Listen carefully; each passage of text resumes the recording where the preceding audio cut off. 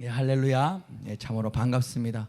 오늘 말씀의 제목은 아나니아와 삽비라라는 제목으로 하나님의 은혜의 말씀을 나누도록 하겠습니다. 우리가 지난주 말씀에서 나눴던 사건은 베드로와 요한이 그 공회에 잡혀갔다가 풀려났던 그 일을 나누었습니다. 그리고 그 풀려난 후에 어떻게 되었습니까?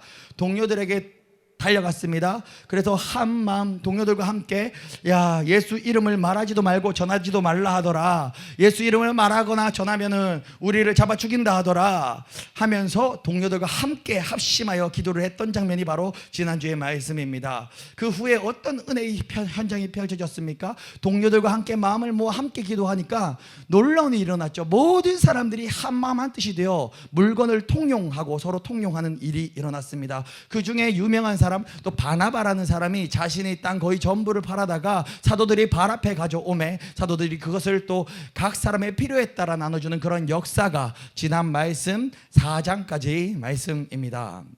그렇다면 오늘은 그 이어서 나타나는 사건인 그 아나니아 삽비라 사건을 나누도록 하겠습니다. 이 말씀은 우리가 너무나도 많이 들었던 장면이고 우리가 많이 들어서 잘 알고 있는 말씀입니다. 그런데 우리는요, 아나니아 삽비라라는 이 내용을 거의 그 단편적인 그 사건으로만 우리가 많이 말씀을 들었을 거예요. 그래서 일반적으로 뭐 좀 과하게 설교를 하시는 분은 이런 식으로 설교하죠. 하나님이 감동 주셔서 하나님께 바치라고 감동을 주셨는데 그 감동을 무시하면 아나니아 삽비라처럼 막 된다고 막 이렇게 설교하는 경우를 봤는데 그건 아니에요. 틀렸습니다. 그거는 그냥 틀렸다고 얘기할게요. 오늘 이 사도행전 5장에 이 갑자기 아나니아 삽비라 사건이 등장하는 이유가 있어요. 그것은 사실 1장부터 쫙 이어지는 스토리의 문맥상 이 사건을 보여주신 하나님의 계획이 있으신데 그것이 무엇인지 우리가 이때까지 맨날 그 단편적인 사건으로만 이 아나니아 삽비라를 기억했다면 그것도 그렇게 설교를 할 수도 있는데 그것만 설교를 듣는 건 너무 아쉬운 일이에요. 이 사도행전 5장에서 이 말씀을 통해서 아나니아 삽비라가 주인공이 아니에요. 사실 이 상황 가운데 하나님은 이들을 그냥 본보기로 훨씬 더 큰 걸 보여주려고 하세요. 그게 무엇인지 우리가 오늘 함께 은혜를 받고 그렇게 주님 말씀 붙들고 돌아가도록 하겠습니다. 그래서 오늘 본론은 세 가지로 나누려고 합니다. 첫 번째, 먼저 아나니아의 삽비라에게 집중해 보겠습니다. 첫 번째는 아나니아의 삽비라의 죄에 집중하겠습니다. 두 번째는요, 이 사건을 보고 들었던 주변 사람들, 이 아나니아의 삽비라의 죽음을 옆에서 다 지켜봤던 주변 사람들과 이 얘기를 들었던 모든 사람들이 입장이 되어서 그들의 상황에 그들의 반응을 한번 살펴보도록 하겠습니다. 세 번째는 아나니아 삽비라의 사건에 거의 약간 하나님께서 쓰신 도구였던 베드로가 약간 이렇게 주도를 했죠. 그 베드로의 입장에서 하나님께서 어떤 말씀을 주려고 하시는지를 한번 살펴보도록 하겠습니다. 먼저 첫 번째, 우리가 잘 알다시피 단편적인 아나니아 삽비라 이 사건을 먼저 들여다보도록 하겠습니다. 첫 번째, 아나니아의 삽비라의 죄입니다. 먼저 우리는 이 사건을 보면 좀 이해가 안 되는 부분이 분명히 있으실 것입니다. 저도 이 말씀은 좀 이해가 안 됐었습니다. 왜냐하면 그래도 아나니아와 삽비라가 자신의 소유를 팔아서 자신의 땅을 팔아서 하나님께 큰 돈을 헌금하는 것 자체가 사실 일반인은 못하는 굉장히 귀한 일이 아닙니까? 그런데 죽인다고요? 약간 뭐 욕심이 들어올 수 있겠죠. 그래서 그래도 많은 부분을 드리고 일부를 조금 가졌는데 그래서 죽인다는 거는 조금 가혹한 거 아닌가? 왜냐하면 성경의 다른 사건들을 보면 훨씬 더 큰 죄를 우리가 도덕적으로 큰 죄를 지었다라고 생각하는 성경의 인물들도 즉시로 죽이지가 않잖아요. 근데 왜 이들은 그 즉시로 죽이셨는가라는 그 즉사, 거기에 저는 좀 의문이 있었습니다. 근데 여러분들도 그런 의문이 있으실 수 있을 것 같습니다. 근데 맞습니다. 충분히 그렇게 생각할 수 있습니다.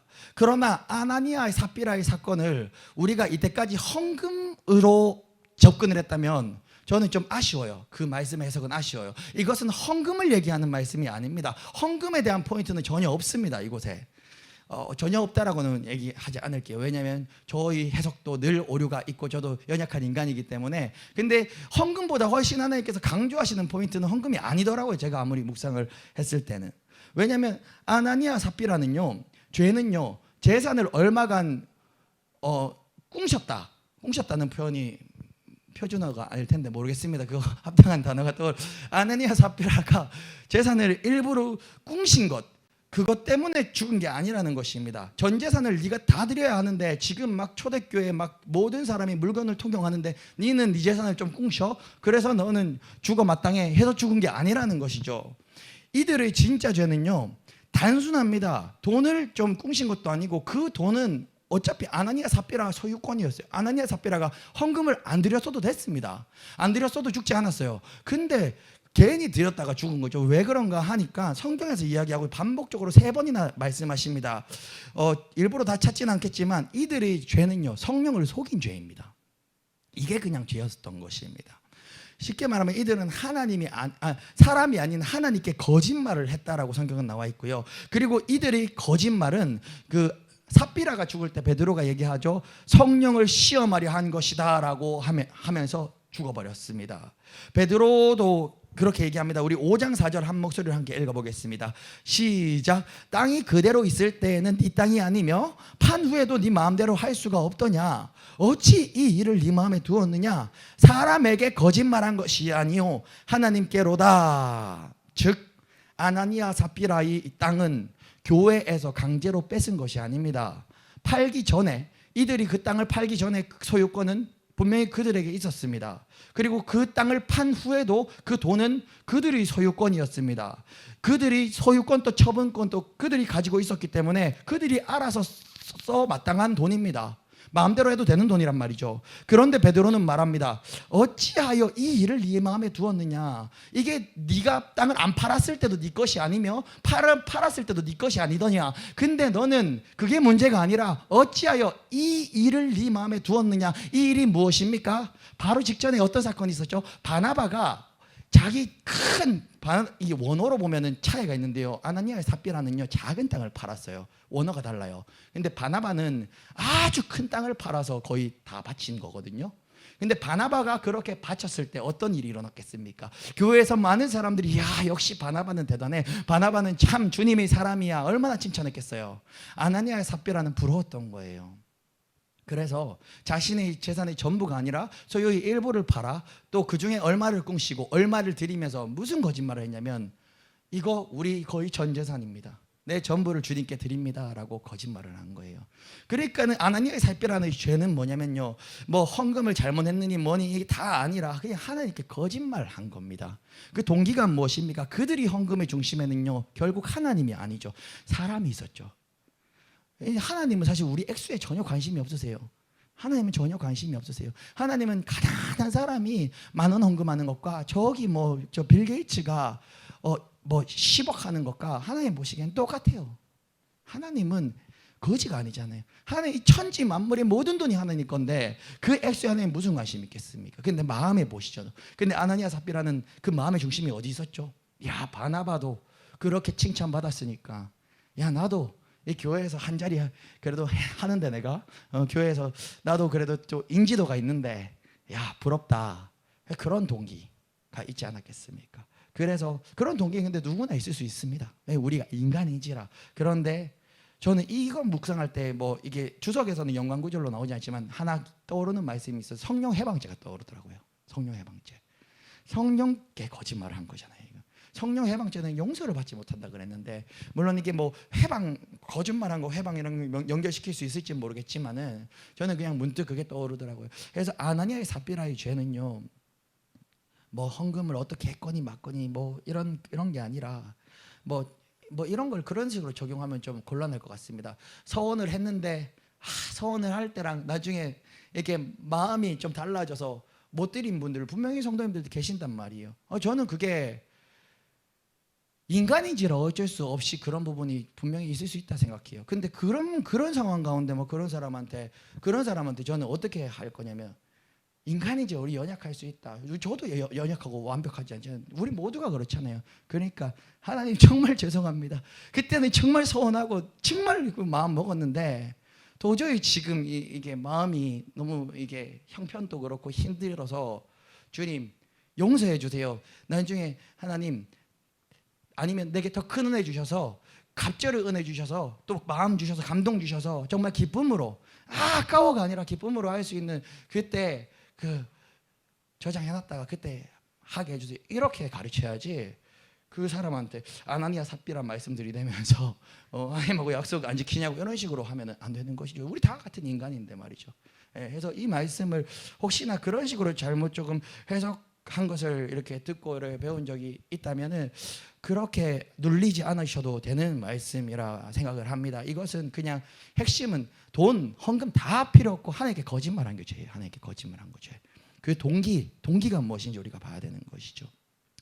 아나니아 삽비라는 아마 자신들도 그렇게 인정받고 싶었겠죠. 아니면 어쩌면 그 바나바에 대한 시기심과 질투심이 그 동기였을 수도 있겠습니다. 저는 뭐 그 성경에서 다 말하고 있지 않아서 알지는 못하지만 그래서 그 거릇된 동기로 그렇게 거짓말을 하여 이게 전부입니다 하고 갖고 갔던 그들은 하나님께 거짓말을 했기 때문에 즉시로 죽음이라는 결말을 맞게 되었죠.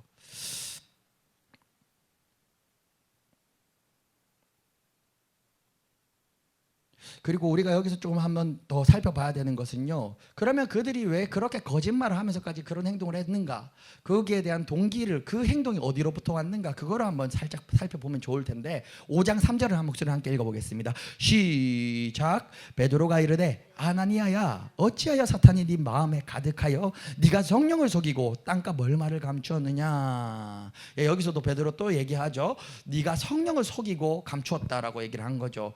근데 즉 그들의 마음에는 무엇이 가득했냐? 사탄이 가득했기 때문에 그런 결과가 발생한 것입니다.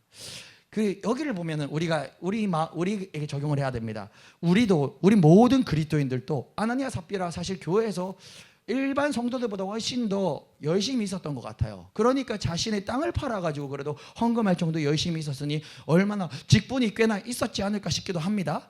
저 알지는 못하지만. 그런데 그러면 이들도 그리스도인 아니었습니까? 아나니아 삽비라도 다 그리스도인이었는데 그리스도인들에게도 마음에 사탄이 가득 찰 수 있다는 걸 우리는 좀 기억할 필요가 있습니다. 우리 모든 그리스도인들에게 마음에도 사탄이 침투를 합니다. 그런데 그것을 방치하고 놔두면 그것이 마음에 처음에는 작은 틈으로 들어왔는데 그거를 그냥 아무렇지 않게 생각하고 방치하고 놔두면 그게 내 마음에 가득 차버리게 되는 것이죠. 그래서 우리는 성경에서 늘 하나님께서 말씀하시는 게 우리 보게 깨어있으라. 성경에서 계속해서 깨어있을 것을 얘기하는 것입니다. 그래서 깨어있지 않으면 사탄이 틈타 아나니아 삽비라처럼 교회를 다니지만 그 마음에 사탄으로 가득 차게 될 수 있는 것입니다. 결국 아나니아 삽비라 또한 사탄이 가득하여 결국은 사탄이 너무나도 가득 차서 그 사탄이 가득 찬 거를 내쫓지 않아서 성령을 속이는 죄 행동까지 범하게 된 것이죠. 우리도 예수님을 믿고 우리 예수님을 믿고 성령님이 우리 마음속에 들어오셔서 우리가 구원을 받았지만 나는 구원 티켓을 떠났으니까 난 내 마음대로 살아도 돼라고 해서는 안 되는 것입니다. 아주 작은 계기, 정말 아주 작은 죄로 사탄이 우리 마음속에 자리를 잡으면 처음에 그게 아무것도 아닌 것 같은데 그 틈으로 좀 더 커지고 정신 차려보니 내 안에 가득 차 있을 수 있다는 것이죠. 그래서 우리는 그런 말을 하지 않습니까? 예수 믿고 성령을 깊게 체험해서 은사도 역사도 많이 경험했는데도 불구하고 양신 역사 한다라고 하는 사람들 있지 않습니까? 양신 역사가 뭐냐면 분명히 성령을 체험하고 성령을 경험했는데 사탄도 같이 역사하는 사람 보고 우리가 양신 역사한다 저 사람은 이렇게 얘기하거든요.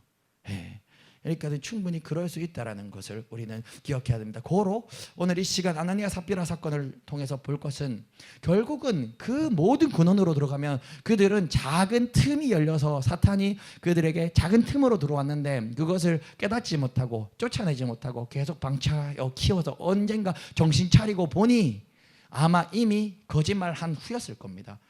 정신 차리기도 전에 사탄이 가득 차서 이게 죄가 죄인지도 둔감해지고 하나님 앞에서의 그 죄가 얼마나 큰 건지 많이 둔감해지고 어느 순간 정신 차리고 보니 내가 성령을 속였구나 이렇게 된 거예요. 그때 살펴보니 마음에 사탄이 가득했던 것이 아마 베드로가 어찌 마음에 사탄이 가득하여 했을 때 내 마음에 사탄이 가득 찼구나. 내가 평생의 교회를 다녔지만 내가 그렇게 열심히 헌신을 했지만 나도 몰랐는데 내 마음에 사탄이 가득 차 있구나. 그때 아마 깨닫지 않았겠습니까?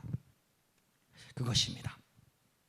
그래서 결국 아나니아와 삽비라는 이 사건으로 말미암아 사도들 앞에서 즉사하게 됩니다. 우리 5절 6절 함께 읽어보겠습니다. 시작. 아나니아가 이 말을 듣고 엎드러져 혼이 떠나니 이 일을 듣는 사람이 다 크게 두려워하더라. 젊은 사람들이 일어나 시신을 싸서 메고 나가 장사하니라.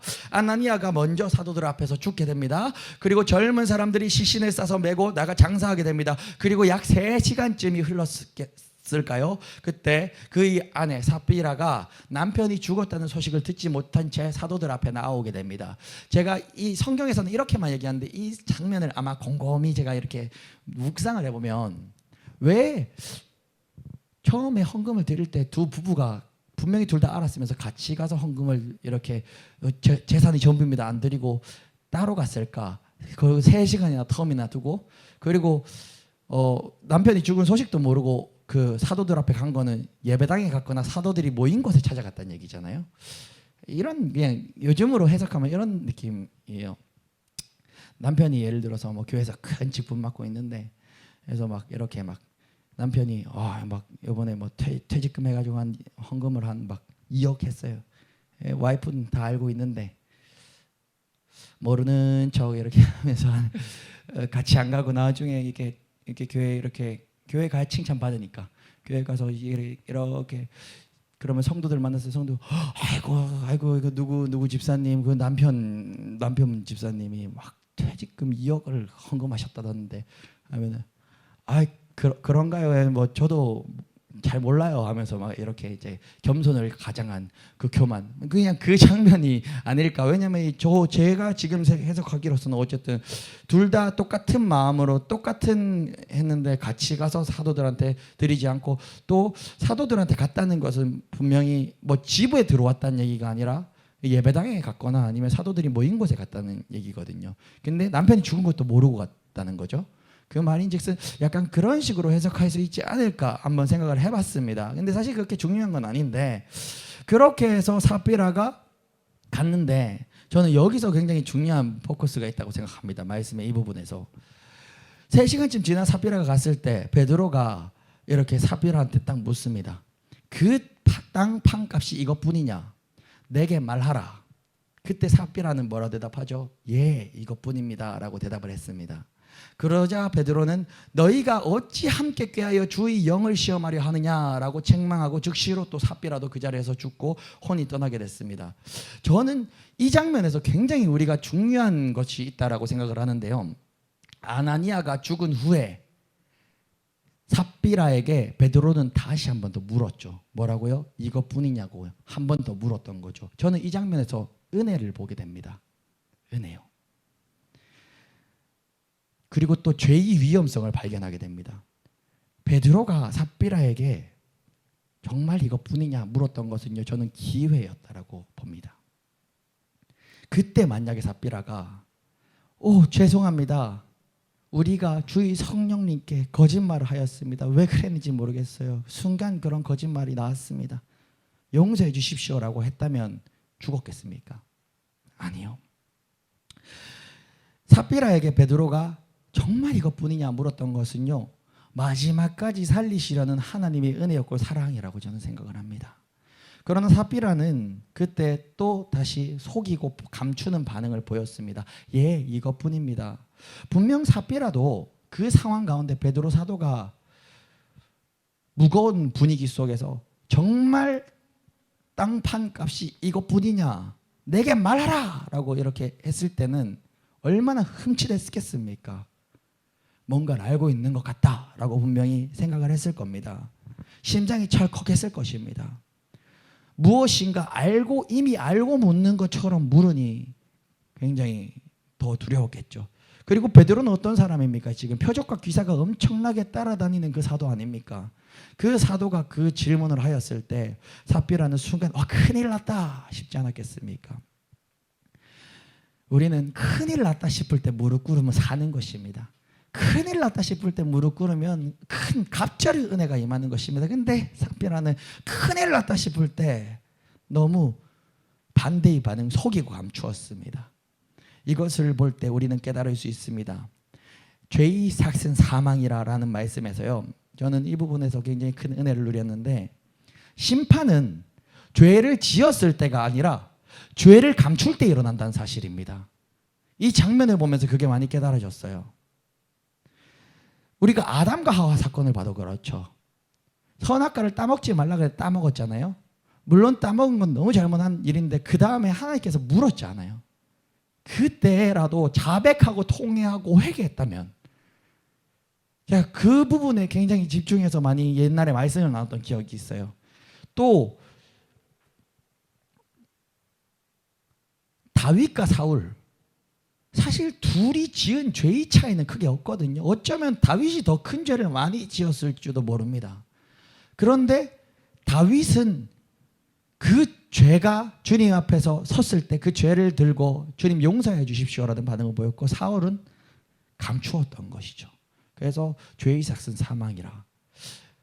제가 오늘 말씀을 묵상하는데 한마디 하나님께서 주신 감동은요, 죄는 지었을 때 심판받는 것이 아니라 감추었을 때 심판받는다라는 감동을 받았습니다. 왜냐면요, 우리 모두가 죄는 지으면서 태어났고 가지고 태어났고 또 살면서 얼마나 많이 지었습니까? 죄를 지을 때 심판이 임한다면 여기 인류 역사상 살아서 숨쉬고 있는 사람은 아무도 없을 것입니다. 그런데 우리는 무릎을 꿇을 때 하나님께서 흔적도 없이 그 피로 덮어주시니 우리가 웃으면서 살아갈 수 있는 것 아닙니까?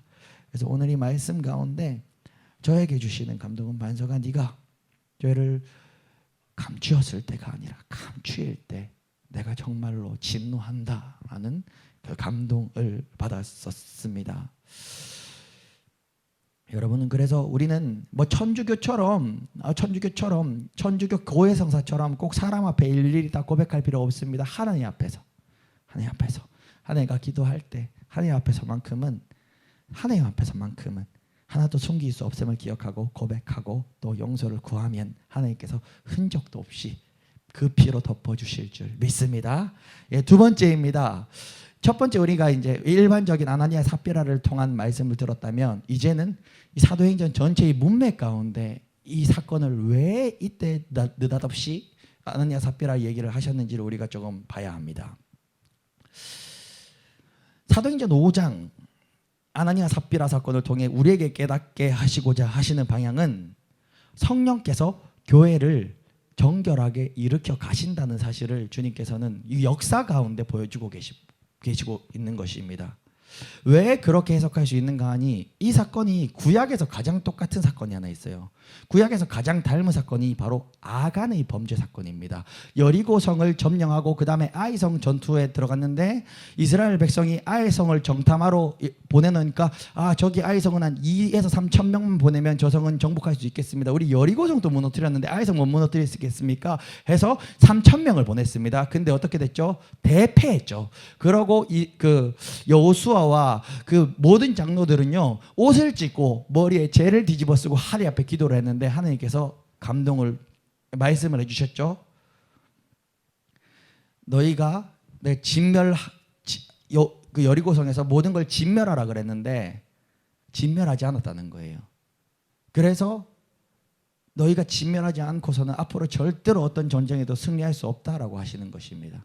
그래서 제벨을 뽑았죠. 제벨을 보면 누가 뽑혔습니까? 아간이 뽑혔습니다. 그래서 그 아간의 죄로 말미암아 이스라엘 전체를 멸하려 하신 하나님이라는 말씀. 그래서 제가 그 아간의 말씀을 공동체에 대한 회개를 함께 하자고 할 때 그 말씀을 많이 전했던 기억이 있습니다. 근데 그 말씀과 이 말씀은 신학자들도 굉장히 짝을 이루는 말씀이라고 합니다.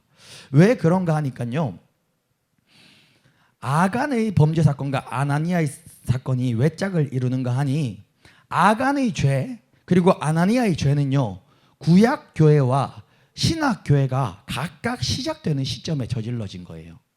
아간의 죄 그리고 회개를 했죠. 그 다음에 그 구약 교회가 이루어지는 역사가 일어나고, 지금 사도행전은 교회가 막 초대교회가 일어나고 있는 상황인데, 이 아나니아의 죄 사건 이후에 초대교회가 정결하게 되어지고 더 튼튼하게 되어지는 역사가 이루어지는 것이죠. 그래서 많은 학자들도 이 아간 사건과 아나니아 사건은요, 이 교회가 형성되어 가는 그 시작점에 그 교회를 정결케 하시는 사건으로 봅니다. 신학자들도.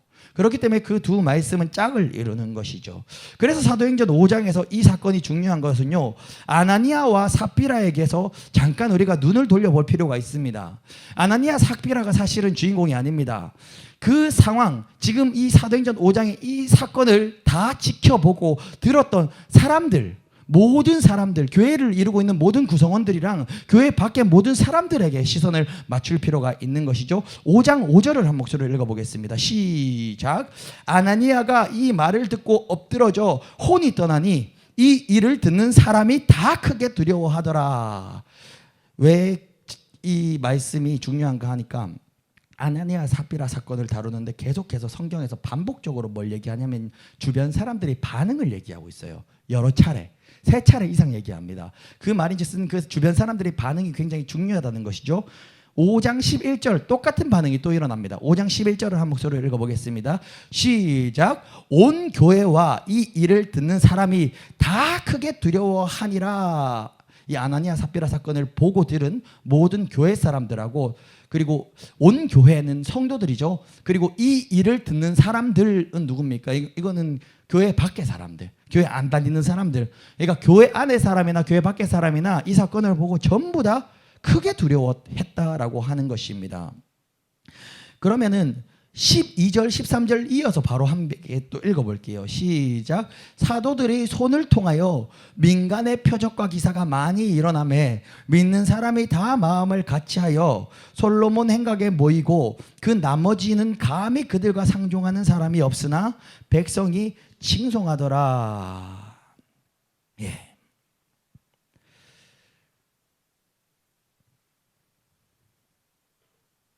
여기서 11절 눈으로 한번 다 따라 보셔요. 11절에 온 교회는 아까 그 성도라 그랬죠. 제가 이 일을 듣는 사람들은 성도 이외의 그 밖에 모든 사람이 포함된 겁니다. 다 크게 두려워했습니다. 근데 성도들이 아닌 사람들, 교회 밖의 사람들이 둘 다 똑같이 두려워했는데 그들이 두려움의 종류가 좀 달랐습니다. 왜냐면요, 신자는 믿고 두려워하였지만, 그래야 신자는, 그러니까 교회 안의 사람은 믿고 두려워하였지만 마음을 같이해서 솔로몬 행각에 모였습니다. 그리고 그 솔로몬 행각에 모여서 수많은 표적과 기사를 체험하고 은혜를 입었습니다. 그런데 13절에 보면 그 나머지는, 여기서 그 나머지가 교회 안 다니는 사람들이에요. 쉽게 말하면 제가 그냥 이 성경 딱 눈으로 보실 때 해석할 때 쉽게 해드릴게요. 11절에 온 교회 성도와 이 일을 듣는 사람들, 비성도, 그러니까 넌 크리스찬이 다 크게 두려워하였는데 그 반응이 다르다 그랬죠. 12절이 성도의 반응이고 13절이 교회 밖 사람들의 반응입니다. 그럼 우리 다시 12절 교회를 다니는 성도들의 반응을 12절 함께 읽어보겠습니다. 시작. 사도들의 통을 통하여 민간의 표적과 기사가 많이 일어나매 믿는 사람이 마음을 같이하여 솔로몬 행각에 모이고, 이러면 이제 13절 교회 안 다니는 사람들의 반응을 함께 보겠습니다. 함께 읽게요. 시작. 그 나머지는 감히 그들과 상종하는 사람이 없으나 백성이 칭송하더라. 이렇게 되는 것입니다. 그래서 11절에서 13절을 묶어서 해석하시면 굉장히 말씀을 이해하시기가 쉽습니다. 이 12절과 11절이 이게 약간 끊어져 있어서 말씀을 잘라보면 아주 귀한 보물 하나 놓치는 거예요. 이거를 딱 묶어보면은 그렇게 딱 해석할 수가 있는 것입니다. 신자는 믿고 두려워하였지만, 그래서 마음을 같이 했지만, 그래서 은혜도 체험했지만, 비신자는 두려워는 하였는데 두려워서 그냥 도망쳤다는 것입니다. 사도들과 상종도 안 했다고 합니다. 그런데 그것이 도저히 인간으로서 할 수 없는 일인 줄은 알기 때문에 칭송하였대요. 칭송하였대요.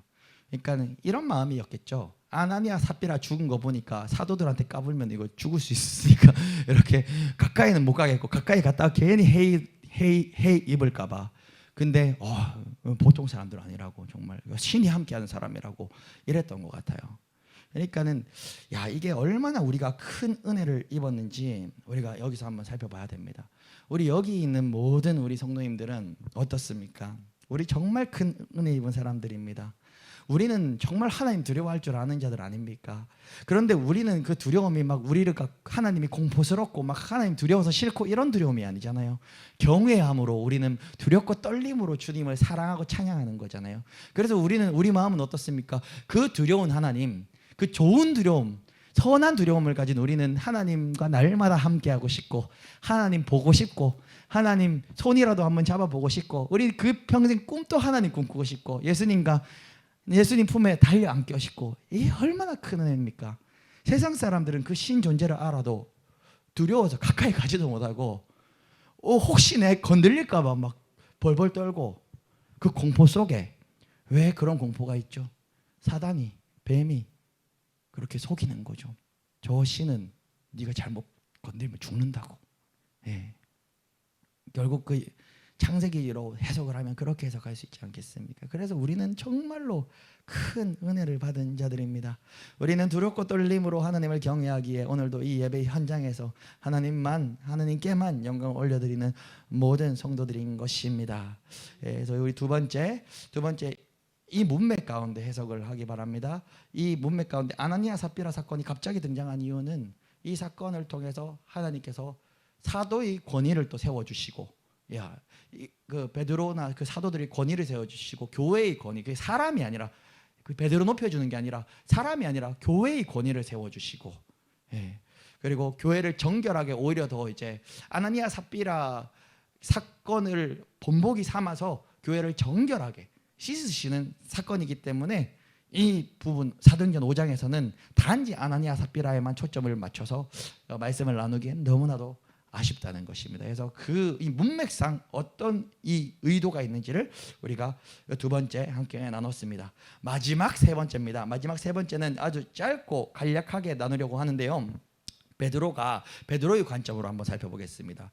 12절에서 16절, 오늘 본문이 그 하반부 12절에서 16절 우리 전체 한 목소리로 함께 다시 한번 읽어보겠습니다. 여기서 베드로의 관점으로 읽어보시면 더 좋습니다. 시작. 사도들이 손을 통하여 민간의 표적과 기사가 많이 일어나매 믿는 사람을 다 마음을 같이하여 솔로몬 행각에 모이고, 그 나머지는 감히 그들과 상종하는 사람이 없으나 백성이 칭송하더라. 믿고 죽게 나오는 자가 더 많으니 남녀의 큰 무리더라.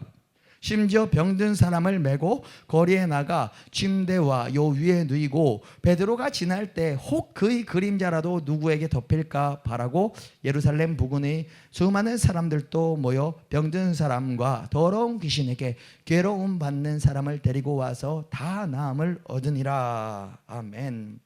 사도들이 손을 통하여 민간의 표적과 기사가 많이 일어났습니다. 그리고 믿고 주께로 돌아오는 자가 훨씬 더 많아졌습니다. 어떤 일이 일어납니까? 심지어는 베드로의 그림자라도 그렇게 덮이면은 병이 나을까 싶어 침대와 요 위에 누워서 사람은 환자를 막 데리고 오기도 했습니다. 그리고 예루살렘 부근에 수많은 사람들도 모여 병든 사람과 더러운 귀신에게 괴로움 받는 사람들을 데리고 와서 다 나음을 얻었습니다. 누가 나음을 얻었습니까? 다 나음을 얻었습니다. 사도들에게 데리고 나온 다 나음을 얻었습니다. 일부가 아니라, 소수가 아니라, 특별한 사람이 아니라 나온 사람은 전원 다 나음을 얻었습니다. 어떻게 해요? 예수의 이름으로 나음을 얻었습니다. 저는 여기서도 집중하고 싶은 것 딱 한 가지만 꼭 꼽고 싶습니다. 여기서 한 가지만 기억하시면 되는데요. 짧고 굵게, 베드로의 기도, 그 기도 그대로 이루어 주셨습니다. 그리고 베드로의 기도, 아니요, 그대로 이루어지시지 않았습니다. 그것보다 꽃배기 갑절로 이루어 주셨습니다. 이제는 베드로의 그림자라도 덮일까 바라고 병자들을 데리고 온다고 합니다. 언제 베드로가 이렇게 능력이 종이 되었습니까? 불과 며칠 전에만 해도 예수님 모른다고 3번 부인했더니 베드로가, 물론 마가다락방에서 성령을 강하게 체험하고 방언이 터지고 성령을 체험했죠. 굉장히 중요한 터닝 포인트였습니다. 그런데 또 저는 베드로를 볼 때 하나 집중, 오늘 이 말씀 12절에서 16절의 말씀을 보면요, 분명히 같이 펴놓고 봐야 되는 말씀이 있어요. 그 말씀이 바로 우리가 지난주에 나눴던 4장 23절에서 31절의 공회에 잡혔다가 풀려서 온 동료들이 함께 기도했던 그 장면을 같이 비교해 놓고 보면 똑같이 이루어져 있습니다. 우리 다 읽을 수는 없습니다. 그러니까 우리가 세 절만 읽겠습니다. 4장 29절, 30절, 31절 이 세 절을 함께 읽겠습니다. 사도행전 4장 29절에서 31절까지 읽겠습니다. 시작. 이것은 기도입니다. 기도. 시작. 주여 이제도 그들의 위협함을 굽어 보시옵고 또 종들로 하여금 담대히 하나님의 말씀을 전하게 하여 주시오며 손을 내밀어 병을 낫게 하시옵고 표적과 기사가 거룩한 종 예수의 이름으로 이루어지게 하옵소서 하더라. 빌기를 다음에 모인 곳이 진동하더니 무리가 다 성령이 충만하여 담대히 하나님의 말씀을 전하니라. 아멘. 이 기도의 제목을 살펴보시면 베드로가 대표적으로 기도한 거죠. 우리는 오늘 알 수 있습니다. 베드로와 사도들이 기도했던 그대로 그대로가 아닌 그 이상 하나님께서 정확하게 응답해 주셨다는 사실을 말입니다. 손을 내밀어 병을 낫게 하옵시고 표적과 기사가 거룩한 종 예수의 이름으로 이루어지게 하옵소서라고 베드로는 기도했었습니다. 그런데 5장 12절에서 이렇게 기록하고 있죠. 사도들이 손을 통하여 민간의 표적과 기사가 많이 일어나매 하나님께서 그대로 응답시켜 주셨습니다. 그뿐 아닙니다. 심지어 베드로의 그림자라도 덮일까 바라고 병자들을 침상째 메어 오기도 했습니다. 즉 사도들이 기도했던 그대로가 아니라 그 이상으로 꽃배기로 응답해 주셨고 사역할 수 있는 힘을 공급해 주셨습니다. 마치 예수님이 옷자락이라도 만져보려고 밀려들었던 장면과 베드로의 그림자라도 덮일까 바라고 병자들이 밀려오는 장면이 너무나도 비슷한 것 같습니다. 그 말인즉슨 예수 그리스도의 말씀, 이 말씀을 왜곡하지 않고 그대로 믿고 또 이 말씀에 순종한다면 예수 그리스도의 이름을 통하여 베드로가 했던 모든 사역은 우리도 할 수 있다는 것입니다. 사람들은 얘기하죠. 예수님은 이미 부활승천하셨으니까 예수님 그때의 사역은 어떻게 지금 이루어질 수 있냐고. 아니라고. 또 사람들은 어떤 사람들 그런 얘기를 하더라고요. 사도들이니까 하지. 사도들이니까. 아닙니다. 성경에서는 아무리 제가 읽어봐도 사도들만 하라고 하지 않았어요. 사도들만 안수하라고 하지 않았고요. 그 사도 바울이 눈이 어두워졌을 때 그때 누가 안수해 줍니까? 아나니아라는 사람이 또 안수해 주죠. 근데 그 아나니아는 사도가 아니에요. 12사도가 아니에요. 그런 사도 직분은 없습니다. 그런데 그 아나니아는 하나님의 말씀 듣고 안수를 했고요. 그 사도 바울이 눈이 그 안수를 통해서 띄어줬고요. 네, 그런 사역을 사도들 12사도만 국한돼서 하라고 말씀하시지도 않았습니다. 누군가는 예수님이니까 하지. 아니잖아요. 베드로는 더 하잖아요. 에이 사도들이니까 하지. 아니잖아요. 사도들 아니라도 그런 사역 다 하잖아요. 성경에 다른 사람들도 다 하잖아요. 네. 그 말인즉슨 저는 오늘 여기서 소망합니다. 그래요. 우리가 하나 양보합시다. 예수님이니까 예수님 사역은 우리 흉내 못 낸다고 칩시다. 예수님이니까요. 베드로가 하는 일은 우리 할 수 있을 거 아닙니까? 왜요? 내가 하는 게 아니라 베드로도 지가 한 게 아니라 미안합니다. 베드로를 높이지 않으려고 지라고 얘기했습니다. 베드로 그 자기가 한 게 아니라 예수 이름이 한 거니까요. 베드로가 갖고 있는 예수 이름이랑 오늘 이 시간 저와 여러분들이 갖고 있는 그 예수 이름은 동일한 예수 이름입니다. 그 예수 이름은 유통기한도 없고요. 그 예수 이름은 세월이 지나도 약해지지도 않습니다. 그 예수의 이름은 늘 동일하시고 자존하시고 그대로이시며 전지전능하시고 오늘 이 밤에도 역사하시는 그 이름입니다. 오늘 이 밤에 우리 기도보다 더 크게 일하시는 하나님을 보기 원합니다. 왜냐하면 베드로도 4장에서 했던 그 본인의 기도보다도 5장에서 더 크게 일하시는 하나님을 만났습니다. 우리도 오늘 이 밤에 소원합니다. 우리가 내뱉는 기도보다 하나님은 늘 더 크게 일하십니다. 오늘 이 밤에 그런 더 크게 일하시는 우리 하나님을 함께 경험할 줄 우리 믿고 우리 함께 찬양하고 함께 기도하겠습니다.